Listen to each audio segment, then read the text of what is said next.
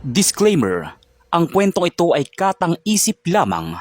Anumang pagkakatulad sa totoong buhay ay hindi sinasadya. Layunin ng video na magbigay aral at inspirasyon sa mga tagapakinig at manonood. Sa isang maliit na probinsya, may dalawang magkapatid na ulila. Tahimik lang sila. Hindi mahilig magyabang at sanay sa simpleng buhay. Ang pangalan ng kuya ay Carlo at ang bunso ay Lester. Lester, siguraduhin mo lang na nakaayos ka. Alumni natin to. Ayokong mapahiya tayo. Kuya, okay na to. Malinis naman damit ko ah. Kahit luma, maayos pa. Suot nila ang simpleng polo at kupas na pantalon. Walang relos, walang mamahaling sapatos. Ang dala lang nila ay lumang sling bag. At ang pinakakapansin-pansin, electric bike lang ang sinakyan nila papunta sa Grand Alumni Homecoming ng dati nilang eskwelahan, ang San Isidro Academy. Habang papalapit sila sa gate ng paaralan, sunod-sunod ang papasok na mamahaling sasakyan. May SUV, sports car, may escort pa ang iba. Ang iba, may driver, may bodyguard.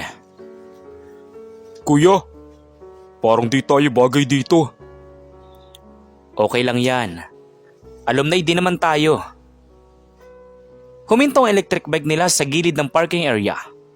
Habang nagpapark sila, may ilang alumni na napatingin at napangisi sa kanila. Uy, tingnan mo yun. Alumni ba yun o delivery? Electric bike? Sa alumni night? Grabe, walang budget. Narinig yun ni Lester. Uminit ang tenga niya, pero pinigilan niya ang sarili. Kuya, naririnig mo yun? Hayaan mo lang sila, Lester. Pumasok sila sa loob ng gymnasium na ginawang engranding venue. May chandelier, may pulang carpet, may live band. Lahat ng tao nakapormal. Ang ilan, kilalang negosyante na, doktor at engineer.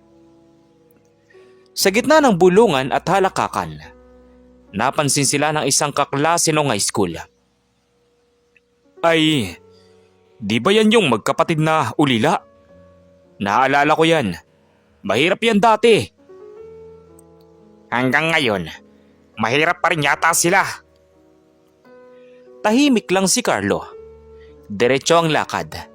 Si Lester naman, nakakunot ang noo. Kung alam lang nila. Lester, wag muna. Hayaan mo lang sila. Lumapit sila sa registration table. Pangalan po? Tanong ng staff. Carlo Reyes at saka Lester Reyes. Yes sir. Alumni po kayo? Habang kinukuha ang ID, may dumaan na matandang guro. Kilala sa buong paaralan. Siya ay si Pedro, ang dating guro nila sa Values Education. Carlo! Lester! Kayo nga! Sir Pedro, magandang gabi po. Ngumiti si Pedro. Totoong ngiti. Iba sa mga ngiting mapangmata sa paligid. Hindi ko kayo makakalimutan. Kayong dalawa yung laging tahimik, pero matatalino. Kamusta na kayo? Okay lang po kami, sir. Bago pa makasagot si Pedro, may sumingit na dating kaklase na naka-Amerikana at may suot na gintong rilos. Sir Pedro, kilala niyo pa pala yan? Akala ko mga helper lang. Mayabang na sabi ng isa. Nanahimik ang paligid. Napatingin si Pedro sa nagsalita. Biglang tumigas sa mukha ng matandang guro. Mag-ingat ka sa salita mo. Seryosong sabi ni Pedro. Ngunit tumawa lang ang alumni. Relax lang po, sir. Joke lang naman. Pero alam ng lahat, hindi biro ang tono. Kuya, hanggang kailan tayo tatahimik? Nanginginig na bulong na sabi ni Lester. Hanggang oras na kailangan. Mahina namang bulong din ni Carlo. Lumayo si Pedro, pero bago umalis, bagay niyang tinapik ang balikat ni Carlo. May dahilan kung bakit kayo nandito. Ramdam ko yon. Samantala, nagsimula ang programa. May speech, may awards, isa-isang tinawag ang mga successful alumni. At ngayon, pasalamatan natin ang mga alumni donors na tumulong sa renovation ng school. Masiglang sabi ng host. Nagpalakpakan ang lahat. Habang palakpakan, may ilan na palihim na tumingin kina Carlo at Lester. Sabay ngisi. Siguro, nanonood lang yan. Baka libre lang pagkain. Pabulong ng sabi ng isa sa mga alumni. Napayoko si Lester. Si Carlo, diretso lang ang tingin sa entablado. Konti na lang. Bulong ni Carlo sa kanyang sarili. Hindi nila alam na ang dalawang lalaking hinahamak nila ngayon ay may hawak na lihim na kayang baligtarin ang buong gabi. Pagkatapos ng unang bahagi ng programa, nagsimula ang dinner. Isa-isang binuksan ng mga mesa.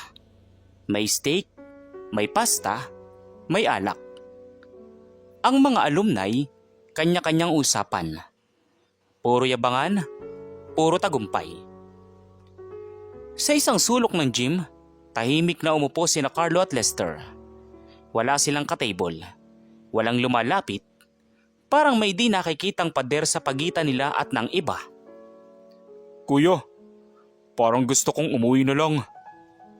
Hindi pa. Hindi pa ngayon. Habang nagsasandok ng pagkain si Lester, may dumaan na grupo ng dating kaklase. Nakangiti, pero hindi totoo ang ngiti. Uy, Carlo. Naalala mo pa ba kami? Kamusta na? Anong trabaho nyo ngayon? Maayos lang. Yun lang. Hindi ka nagninegosyo. Wala kang kumpanya. Tahimik lang si Lester. Gustong sumagot pero pinigilan. Hindi na naghintay ng sagot ang alumni at tumawa na agad. Kami kasi, may real estate na. Ikaw Lester, driver ka ba ng electric bike nyo? Nag-init ang dugo ni Lester. Napaigpit ang hawak niya sa kobyertos. Kuya. Lester, huwag. Tandaan mo. Pagpigil ni Carlo. Sa di kalayuan, nakatingin si Sir Pedro. Kita niya ang nangyayari. Kita niya ang panliliit. Ganito na pala sila. Malungkot na bulong sa sarili ni Sir Pedro. May isang alumni na umakyat sa entablado. Kilalang sponsor ng school. Isang malaking palakpakan para kay Mr. Dante Cruz. Isa sa pinakamalaking donors ng San Isidro Academy. Sabi ng host. Nagyabang si Dante sa kanyang speech. Kotse, bahay, negosyo. Kung nagsikap ka, aasenso ka. Hindi yung aasa lang sa awa. Mayabang na sabi ni Dante habang hawak ang mic. Sabay ang tingin ng ilan kina Carlo at Lester. Kuya, parang tayong pinapatamaan yun oh. Hayaan mo. Darating ang oras, Lester. Matapos ang speech, may announcement. At ngayon, tatawagin natin ang mga alumni na magbibigay ng speech para sa expansion ng school. Sabi ng host. Isa-isang lumapit ang alumni. may tseke, may sobre, may litrato. Sigurado, wala yang ambag, yung magkapatid na yon. Narinig naman niyon ni Lester. Hindi na niya nakayanan. Kuya! Biglang tumayo si Lester. Lester, umupo ka, sabi ni Carlo. Umupo si Lester, nanginginig. Ang mga mata niya namumula. Lumapit si Sir Pedro sa mesa nila. Carlo, Lester, kung gusto niya, pwede kayong umuwi. Hindi ko na matiis ang trato nila sa inyo. Salamat po sir. Pero tapusin muna namin ang gabi. Napatingin si Pedro kay Carlo. May napansin siyang kakaiba. Hindi takot, hindi galit, kundi kumpiyansa. Biglang may lumapit na organizer ng event. Sir Carlo Reyes, pwede po ba namin kayo makausap mamaya? Formal na sabi ng organizer. Napatingin ng mga alumni. May bulungan. Bakit siya? Bakit siya kinakausap ng organizer? Sabi ng isa sa mga alumni. Kuya? Pabulong na sabi naman ni Lester. Lester, simula na. Hindi pa tinatawag sa entablado si Carlo, pero ramdam na may pagbabago sa hangin. Lumabas sandali ang organizer. Tila may inaasikaso. Naiwan ang bulungan. Ang hinala. Baka may atraso yan, kaya pinapatawag. Duda ng isa sa mga alumni. Tumawa naman ang ilan. Sa labas ng gym, sumilip si Lester sa bintana. Kita niya ang electric bike nila. Tahimik, simpleng-simple. Kuya, kung alam lang nila kung saan nagsimula to. Hindi pa nila kailangan malaman, Lester. Hindi pa. Habang patuloy ang tawanan at yabangan sa loob, unti-unti namang hinahanda sa likod ng entablado ang papeles. Mga dokumentong kayang magpabagsak ng mga ngiting mapangmata. Hindi pa ito ang pagsabog. Hindi pa ang revelasyon. Pero ramdam na ng lahat. May paparating na hindi nila inaasahan. Habang abala ang lahat sa tawanan, alak at litrato, may ibang kwento ang gumagalaw sa likod ng entablado. Tahimik, hindi kita ng marami. Pero bawat takbang papalapit sa katotohanan. Tinawag muli ang organizer. Sir Carlo, pwede na po kayong pumasok sa meeting room. Saglit lang. Magalang na sabi ng organizer. Tumayo si Carlo. Nanatiling nakaupo si Lester. Kuya, okay ka lang? Oo, okay lang ko Lester. Dito ka lang. Huwag ka aalis. Naglakad si Carlo papunta sa gilid ng gym. Dumaan siya sa harap ng ilang alumni. May mga matang sumunod sa kanya. Puno ng tanong at pangusga. Ano kaya yon? Mukhang may problema. Baka nahuli sa pagkain ng libre. Sa loob ng maliit na meeting room, may 3 taong naghihintay. Isa roon ay pamilyar kay Carlo. Isang lalaking nakaitim na coat. Seryoso ang muka. Good evening, Sir Carlo. Formal na sabi ng lawyer. Tumango naman si Carlo. Handa na bang lahat? Tanong niya. Opo. Nakaprepare ng mga dokumento. Naghihintay na lang ng tamang oras. Sabi muli ng lawyer. Sa labas ng room, hindi alam ng mga alumni na ang mga papel na hawak ng lalaking yun ay may kinalaman sa mismong lupaing kinatatayuan nila. Samantala, naiwan si Lester sa mesa. May lumapit muli na ilang kaklase. Uy, mag-isa ka na lang. Iniwan ka na ng kuya mo. Tanong ng isa sa mga alumni. Hindi, may inaasikaso lang. Matapang na sagot ni Lester. Baka kinausap na kayo. Para pauwiin. Hindi kayo bagay dito eh. Tumayo si Lester. Dahan-dahan. Ramdam ng lahat ang bigat ng kanyang tindig. Hindi niyo alam. Ang buong kwento. Sagot ni Lester. Natigilan ng ilan, pero agad ding tumawa ang iba. Kwento ng kahirapan. Tagal na naming alam yan, Lester. Maya-maya ay biglang tumunog ang mikropono sa entablado. Mga alumni, konting pansin po. May special announcement lang tayo mamaya. Masiglang sabi ng host. Nagtingin na ng mga tao. May halong curiosity at pagkainip. Samantala, sa gilid ng gym, nakatayo si Sir Pedro. Nakatingin siya kay Lester. Kita niya pinipigil na damdamin ng batang dati niyang tinuruan. Ang mga batang to, hindi sila ordinaryo. Pabulong sa sarili na sabi ni Sir Pedro. Lumipas ang ilang minuto, bumalik si Carlo mula sa meeting room. Maayos pa rin ang suot. Kalma ang muka, pero mas matatag ang tindig. Kuya! Tawag ni Lester na agad lumapit. Lester, konti na lang. Napansin ng ilan ang pagbabalik ni Carlo. May mga bulungan ulit.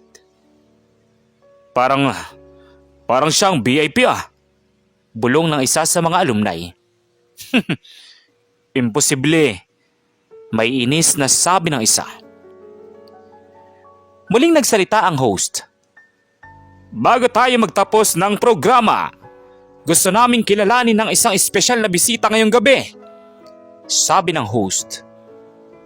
Dahil doon ay tumahimik ang buong gym. Isang alumni na hindi mahilig sa spotlight pero may malaking ambag sa kinabukasan ng San Isidro Academy. May diin sa sabi ng host. Nagganap ng tingin ng mga tao. May kaba at may pagtataka. Sino yun? Pabulong na sabi ng isa. Napahawak si Lester sa gilid ng mesa. Ramdam niya ang pagtibok ng dibdib niya. Kuya, ngayon na ba? Sabi ni Lester. Hindi pa, Lester. Pero malapit na. Huminto sandali ang host. Tila sinasadya ang tensyon. Ngunit bago natin siya tawagin, may ilang detalye lang tayong lilinawin. Sabi ng host. Sa likod ng entablado, hawak ng organizer ang folder. May tatak, may perma. Ilang alumni ang nagsimulang kabahan, lalo na mga nagyabang kanina. Bakit? Parang may kakaiba. Pabulong at iritabling sabi ni Dante. Si Sir Pedro, bagyang ngumiti. Parang may alam siya na hindi alam ng iba. Oras na siguro. Mahinang sabi ni Sir Pedro. Sa puntong ito, hati na ang gabi. May mga taong puno ng kumpiyansa.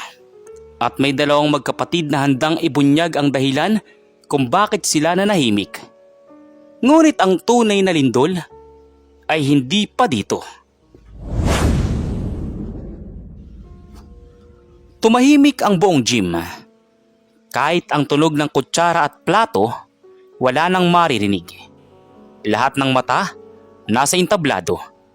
Lahat ng tenga, nakahanda. Mga alumni, ang San Isidro Academy ay may malaking pagbabago ngayong taon. Seryosong sabi ng host. Nagkatinginan ng mga sponsor. Si Dante, biglang umayos na upo. Ang iba, napahawak sa baso. Ang lupang kinatatayuan ng paaralang ito ay opisyal nang nailipat sa bagong pamunuan. Dugtong ng host. Parang tinamaan ng kidlat ang buong lugar. Anong ibig sabihin yan? May-ari na May-ari ng... Ano ba? Di ko maintindihan. Sinong may-ari ang binabanggit niyan? Kailan pa? Nauutal na sabi ng isa sa mga alumni. Sa likod, hawak ng organizer ang folder, tumango ang abogado. Ang dating foundation na may hawak ng lupa ay formal nang nagbitiw at iniwan ang buong pamamahala sa bagong may-ari. Tuloy-tuloy na sabi ng host. May ilang napalunok, may ilang napatayo sa kaba. Imposible. Malaki ang donasyon ko rito. Iritadong sabi ni Dante. Sa isang sulok, nakatayo sina Carlo at Lester. Tahimik, diretso. Kuya, lahat sila. Nakatingin. Bulong ni Lester. Hayaan mo lang, Lester. Makinig ka lang. Kalmado at buong loob na sabi ni Carlo. Muling nagsalita ang host. Ngayong gabi rin, ipapakilala namin ang bagong chairman ng board. Patuloy ng host. Isang segundo, 2, 3. Parang huminto ang oras. Akin pong inaanyayahan sa entablado, walang iba kundi si Mr. Carlo Reyes. Sabi ng host. Dahil doon ay parang gumuho ang hangin. Lahat ay napatahimik. Lahat ay natulala. Siya? Yung naka-electric bike? Hindi totoo to. Sabay-sabay na bulungan ng umattend sa alumni. Nakatayo si Carlo. Hindi nagmadali. Bawat takbang, mabigat. Dumaan siya sa gitna ng mga taong kanina ay tumatawa sa kanya. Kuya! Nanginginig na sabi ni Lester. Pagkakit ni Carlo sa entablado, ibinigay sa kanya ang mikropono. Dahil doon ay tumigil ang bulungan. Magandang gabi. Matatag na sabi ni Carlo. Isang simpleng pagbati, pero parang sampal sa buong gym. Hindi ako sanay sa harap ng maraming tao. Masanay ako manahimik, sabi ni Carlo. Sumilip ang tingin ni Carlo sa ibaba. Nakita niya si Lester. Nakita niya si Sir Pedro. Alam kong marami sa inyo ang nagtataka. Bakit ako? Bakit ngayon? Huminga si Carlo ng malalim bago nagpatuloy sa pagsasalita. Matagal na naming hawak ng kapatid ko ang lupa at ari-arian ang paaralang ito. Parang may sumabog sa loob ng dibdib ng mga tao. May-ari sila? Bulong ng isa sa mga alumni. Imposible! Galit na bulong naman ni Dante. Hindi namin ipinangangalandakan. Hindi namin ginamit para magyabang. Patuloy ni Carlo. Lumapit sa entablado ang abogado at inabot ang dokumento sa host. Kita ng lahat ang perma. Ang petsa. Ang dahilan kung bakit kami nandito ngayong gabi ay hindi para magiganti. Biglang tumahimik si Dante. Ang iba ay napayuko. Nandito kami para magpasalamat sa paaralang humubog sa amin. Kahit ulila kami noon. Sa ibaba, napaluwa si Sir Pedro. Alam ko. Alam ko. Pabulong pero nanginginig na sabi ni Sir Pedro. Pero may isa lang akong gustong linawin. Dagdag ni Carlo. Humigpit ang hawak ng lahat sa upuan. Ang eskwela na ito ay hindi para sa mayayabang. Mas tumigas ang boses na sabi ni Carlo. Napatingin si Carlo sa direksyon ng mga alumni na nanghamak sa kanila. Simula ngayon, babaguhin ang pamalakad. Ang respeto, hindi nabibili. Dugtong ni Carlo. Bumaba si Carlo sa entablado at itinabi si Lester sa kanya. Ito ang kapatid ko, Si Lester. Kasama ko sa lahat ng desisyon. Huwag niyong maliitin ang tahimik. Nanginginig pero matatag na sabi ni Lester. Walang pumalakpak. Walang tumawa. Ang ilan, napahiya. Ang ilan, nagsisi.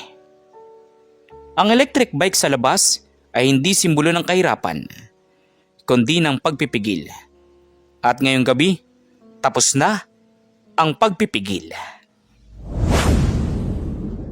Matapos ang mabigat na katahimikan, unti-unting gumalaw ang hangin sa loob ng gym.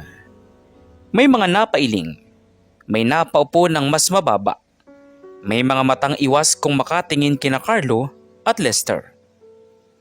Si Carlo at Lester ay bumaba ng entablado. Wala silang ngiti, wala ring galit. Parang tapos na ang isang mahabang laban na matagal nilang pinagandaan. Kuya, tapos na ba? Mahinang bulong ni Lester kay Carlo. Tapos na ang pagpapaliwanag, Lester. Pero hindi pa ang pagbabago. Mahinahong sagot ni Carlo. Lumapit si Sir Pedro. Mabagal ang hakbang. Nangiginig ang kamay. Carlo, Lester, pasensya na. Kung hindi ko kayo naprotektahan noon.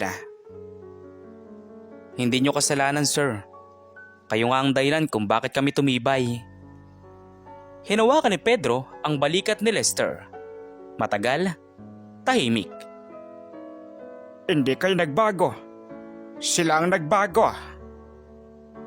Sa di kalayuan, unti-unting lumapit ang ilang alumni. Hindi na yabang ang dala nila, kundi hiya. Carlo, pasensya na. Hindi namin alam. Alam nyo man o hindi, pinili niyong mangmata. Sabi ni Carlo pero hindi galit. Napayuko ang alumni, walang maisagot. Sa entablado, muling nagsalita ang host. Sa ngalan po ng San Isidro Academy, nagpapasalamat kami sa bagong pamunuan, sabi ng host. Walang palakpakan, ngunit may iilang tumayo. Isa na roon si Sir Pedro. Isa pa si Lester. Isa-isang sumunod ang iba. Hindi dahil obligado, kundi dahil na-realize nila ang isang bagay. Hindi lahat ng mayaman ay maingay. Hindi lahat ng tahimik ay mahina. Matapos ang programa, nag-uwian ang mga tao. Wala nang nag-selfie, wala nang yabangan. Sa labas ng gym, sumakay sina Carlo at Lester sa kanilang electric bike. Pareho pa ring simple. Kuya, akala ko, papalitan na natin to. Hindi naman kailangan, Lester. Habang umaandar ang electric bike sa madilim na kalsada, bumalik sa alaala ni Carlo ang nakaraan. 2 batang ulila, isang guro na naniwala, isang eskwelahang naging tahanan nila. Samantala, kinabukasan, maagang pumasok sina Carlo at Lester sa San Isidro Academy. Wala nang red carpet, wala nang ilaw. Tinapon nila ang mga guro at staff. Hindi kami nandito para mangtanggal. Nandito kami para magtama. Ipinatupad nilang scholarship para sa mahihirap. Libreng libro, libreng pagkain para sa mga batang tulad nila noon. Walang batang dapat mahiya dahil lang wala silang sasakyan. May ngiti na sabi ni Lester. Sa mga sumunod na buwan, nagbago ang San Isidro Academy.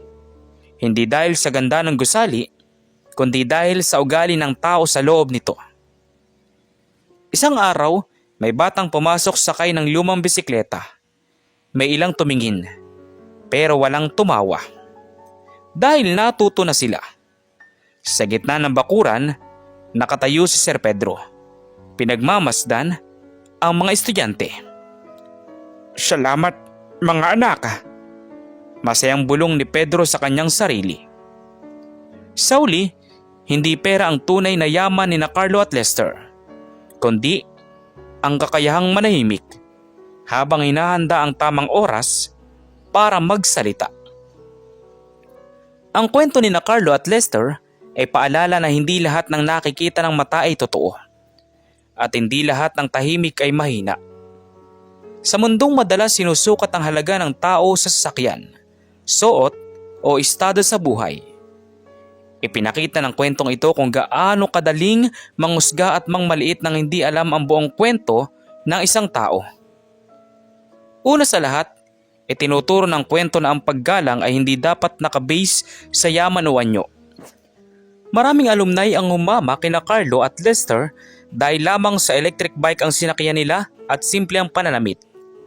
Para sa kanila, ang tagumpay ay dapat ipakita, ipagyabang at ipagsigawan. Pero sa uli, napatunayan na ang tunay na may halaga ay hindi kailangan magyabang para makilala. Ikalawa, ipinapakita ng kwento na ang pagiging tahimik ay hindi kahinaan. Tahimik si Carlo. Pinili niya magtiis at magmasid. Hindi siya gumanti ng salita kahit paulit-ulit siyang hinamak. Sa halip, hinintay niya ang tamang oras.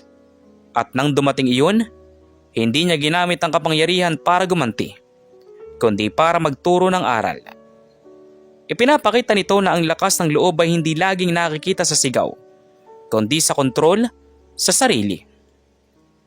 Ikatlo, binibigyang diin ng kwento ang kahalagahan ng kabutihan at utang na loob. Kahit may kapangyarihan na sina Carlo at Lester, hindi nila kinalimutan ang paaralan at ang gurong tumulong sa kanila noong sila ay ulila at walang-wala. Sa halip na siraan ang sistema, pinili nilang ayusin ito at tulungan ang mga batang dumaranas ng parehong hirap na naranasan nila noon. Dito makikita na ang tunay na yaman ay ang kakayahang magbigay at magpatawad. Ikaapat, paalala rin ng kwento na ang yabang ay pansamantala, pero ang asal ay pangmatagalan. Ang mga alumni na nagyabang at napahiya, hindi dahil sa pagiganti, kundi dahil sa sarili nilang ugali. Natutunan nila na maliitin ang kapwa ay hindi kailanman magdadala ng tunay na tagumpay. Sa kabuuan, ang aral ng kwento ay simple ngunit malalim. Huwag maliitin ang tao dahil lamang sa kanyang itsura o kalagayan sa buhay. Maaring ang taong tahimik at simple ang suot ay may dalang kwento, sakripisyo at kakayahang lampas sa inaakala mo. At higit sa lahat, ang tunay na tagumpay ay hindi sinusukat sa ingay ng yabang, kundi sa lalim ng puso at respeto sa kapwa. Kayo, ano pong masasabi niyo sa kwento natin ngayong araw? At kung anong mga aral po ang mga natutunan ninyo? Maaari niyo po bang i-comment dun sa baba dun sa comment section para muli ko pong mabasa? So once again, inuulit ko pong muli. Ako po si Tamoxki TV. Kita-kita po tayong muli sa mga susunod pa nating maraming mga video. Thank you and God bless you all. Peace out.